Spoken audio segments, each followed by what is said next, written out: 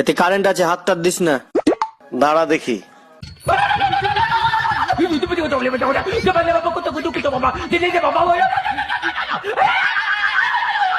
দেখলাম তুই আমার জন্য এই লোকটা একটা কাজও ভালো মতো করবে না। সারা দিন শুধু বকবক করো, আমার সাথে কথা না বলতে পারলে বলবা না। দেখো যতদিন বেঁচে আছি আমার সাথে ভালোভাবে কথা বলো। কথা না বললে কি মরে যাবা? তাইলে মরো। মরার পর যদি কথা বলা শুরু করি না, তাবিজ কবজ খুঁজে বেড়াবা।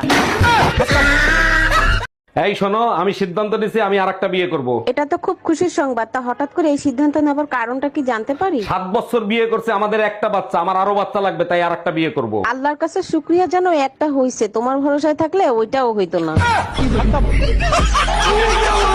কতবার বলছি বাসা পুরাতন জিনিসপত্র পাল্টে নতুন জিনিসপত্র আনো, কথা কি কানে যায় না? দাঁড়াও, এখনই যাচ্ছি। এখন আবার কোথায় যাচ্ছ? বিয়ে করতে। আগে শালি তোরে পাল্টাবো। জানো তো রাতে বেলেট নিয়ে ঘুমাই।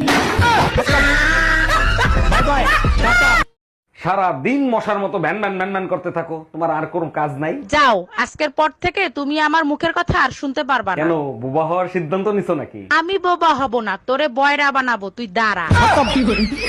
Bye bye, tata. এই কই তুমি, এইদিকে একটু আসো তো। এই কালকে তুমি যে নতুন ফোনটা এনে দিছো না, ওই ফোনটাতে একটা মেসেজ আসছে আর ফোনটা বন্ধ হয়ে গেছে। সর্বনাশ, বলো কি? কই দেখি ফোন। কি মেসেজ আইছিল? কি জানি মেসেজ আসছিল। ও মনে পড়ছে, ব্যাটারি লো। এই যে ভাবি, শুধু গাড়ি ভালো থাকলে হয় না, আর কি কি ভালো আছে সেটা বলেন। আমি ড্রাইভার আরো ভালো। ভালো ড্রাইভার সবাই, ইঞ্জিন ঠিক আছে কিনা সেটা বলেন।